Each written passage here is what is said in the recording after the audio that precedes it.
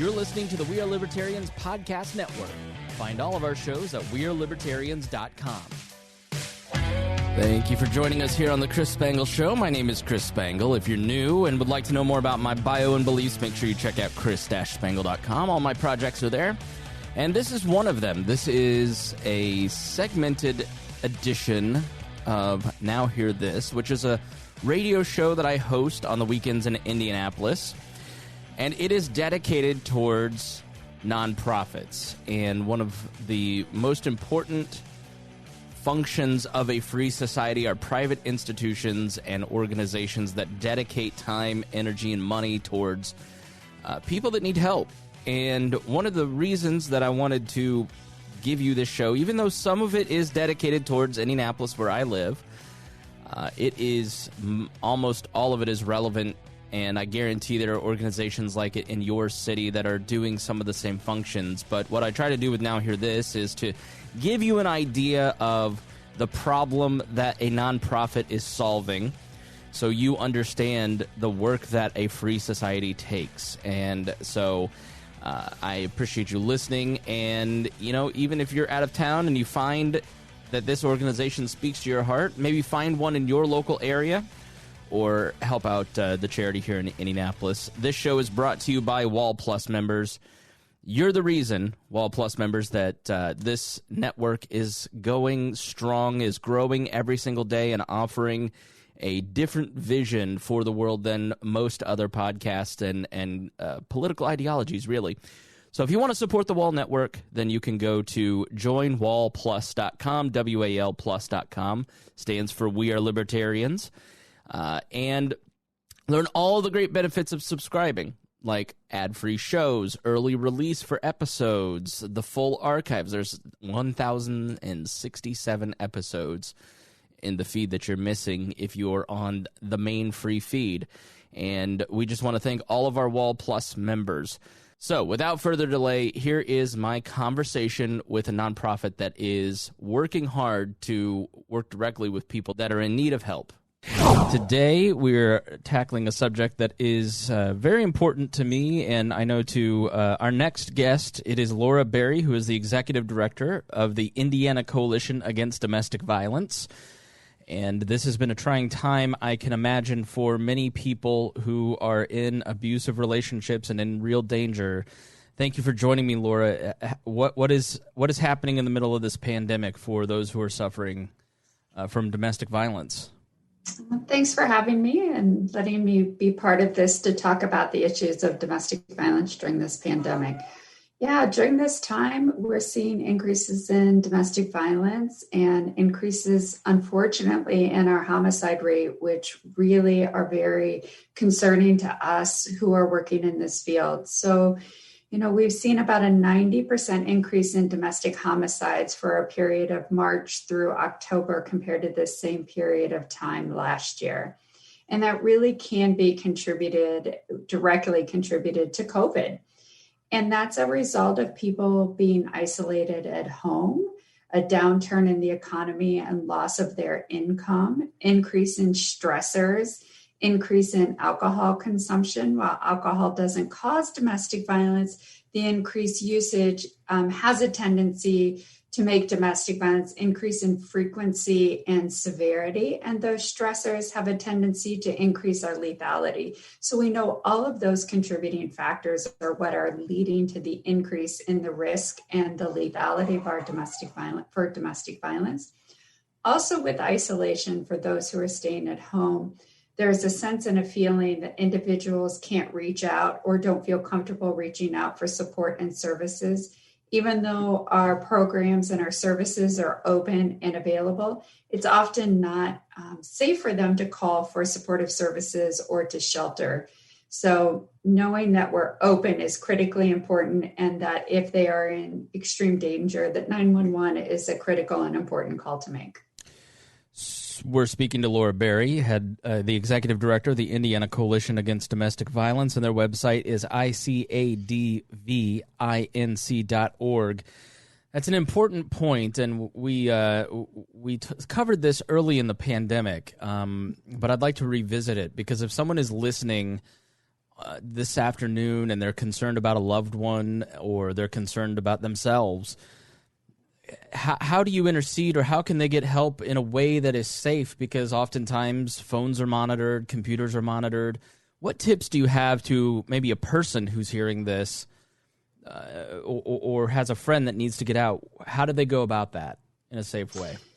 Right. So it's incredibly difficult since we're not seeing our neighbors, our friends. We're not going to work as often as we used to. We're working from home more often. We're doing Zoom calls, right? So we might still be seeing people in different ways than we have before. So trying to connect in unique and different ways to ask somebody if they need help or if things or how things are going in their home is still a way to ask an individual if they need help or support or how things are going. So you can ask somebody in a non-confrontational way if things are stable in their household, if they need support, just to do check-ins that seem non-threatening with an individual. So just ask about everyday things and how the stressors are going, if they need anything, knowing if they need support that you're there for them, and also still encouraging. We are finding that if somebody is in a serious situation, that they are making calls to 911 when they are in need of services. We have seen a significant uptick in calls to 911. So we are recognizing that levels of violence are increasing. They are able and they are making those calls for services. So if you're a friend or if you're a loved one, still trying to connect in ways through phone calls, through text, and asking non-leading questions that might indicate that you're checking in on their safety, but just generally, hey, how are things going at home? What are you doing? What are you and the kids doing? Asking if you're getting out in a non-threatening way that might be an indication if violence is occurring in the home. So what do you do if you know someone's in a dangerous situation and they're just not willing to leave or confront the situation, or they're just not ready? I mean, that's really what it comes down to. How do you handle that?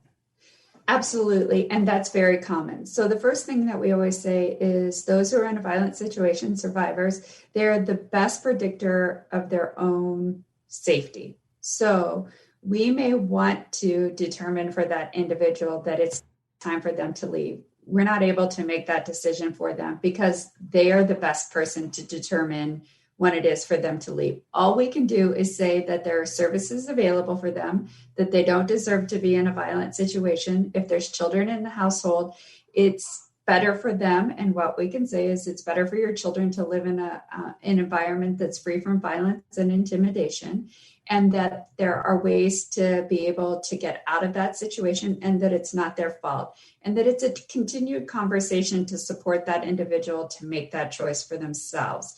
What we have to recognize, because it's easier for those of us who are not in a violent situation to understand or need to understand, that there are so many barriers for an individual who's in a violent relationship to leave, because many of those are financial in nature. And that could be they're facing barriers of potentially being homeless and or having to live in a shelter with their children who are then uprooted and away from their friends and other support systems on a daily basis. And that is not too appealing.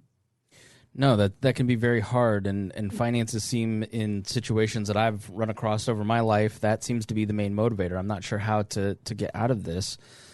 Do you have programs to help kind of fight that? Can you walk us through the programs at the Indiana Coalition Against Domestic Violence? Absolutely. And thanks for asking. One of the things, survivors have said to us, we embarked on a 3-year study to talk to survivors about what's kind of the number one things that keeps them in a violent relationship. And financial instability is really the number one thing that keeps them in a relationship even longer than they normally would. So programs that the coalition offers is housing stability. So we have launched a housing project where survivors can enter into what's a coordinated entry system and access safe and affordable and stable housing. So this is a really big key to helping survivors be able to exit a violent home and live independently. And then other financial flexible resources. Studies and resources and research has shown to us that oftentimes the survivor may only need anywhere from $400 to $1,000 to be able to make that transition from a violent home to self-sufficiency and stability, along with affordable housing. So the coalition has created 165 housing units throughout the state of Indiana and partnered with member programs to offer that capability. The other critical service that often survivors need is access to affordable or free legal services. So the coalition offers legal services free of charge to survivors who need to take that next step. That's one of the services. We also partner with and help provide direct access to emergency shelter, transportation, flex funding, to survivors. We do prevention programming, education, training, awareness, and a whole variety that helps survivors be able to leave and safely leave and stay away from that violent relationship. Yeah, one of the I see a lot of confusion. I mean, it's really hard, especially for, it's usually women, but there are men that suffer domestic violence, are there not? Absolutely. So about last year, we see it's about under 1% of the population that we serve that are men, but we see men and men with children who are accessing services in the state of Indiana. So it's not just women. Predominantly, it's women that we serve, but both men and women are impacted by intimate personal violence. The thing that I have noticed is that when you're in a relationship like that, you're gaslit so much that you're so confused, and you just need a lifeline. So it sounds like you offer that lifeline just to help guide people where they need to go. And how do people contact you and get in touch with the Indiana Coalition Against Domestic Violence? So you gave our website, icadvinc.org, or 317-917-3685 is a good way to get a hold of us during this time. And then also here in Central Indiana, 211 is a great resource because that will link you to all of the service providers in Central Indiana. So if I were to ask you like a shining example of your work, somebody that seemed to be in a hopeless position that is thriving now, what are a scenario or two that you could share with us? So a great one actually happens to be, there is an article on the front page of the Indiana Lawyer today of a case. Normally we wouldn't share a survivor's name because that's confidential, but there is a woman that since it's in the paper, we can talk about it, that is an individual that sought services from us about 3 years ago, who was virtually homeless, her and her son, that was involved in a domestic violence situation by her husband, and it was in the criminal justice system and was just not getting the response that she needed.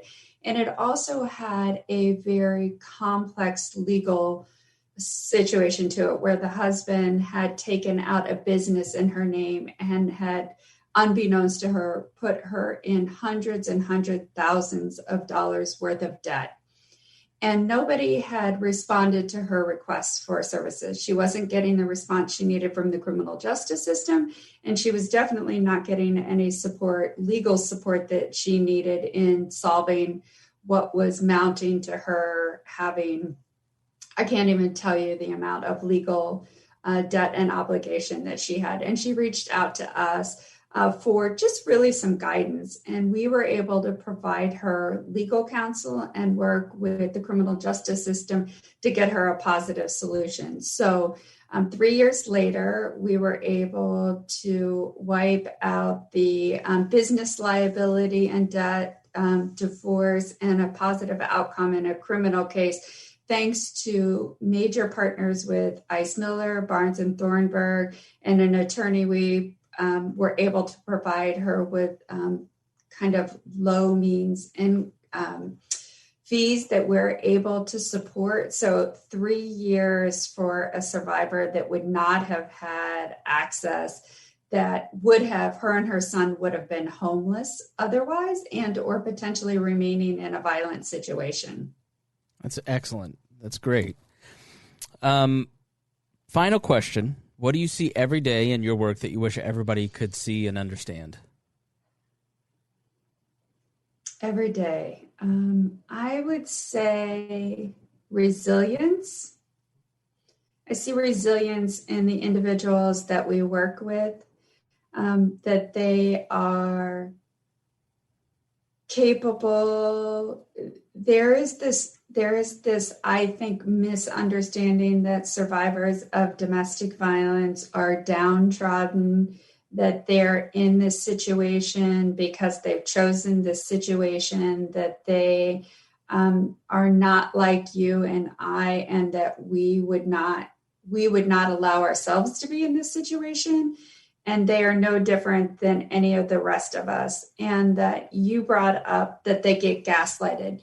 No individual in their right mind would ever have found themselves in a domestic violence situation if the incident started with physical violence.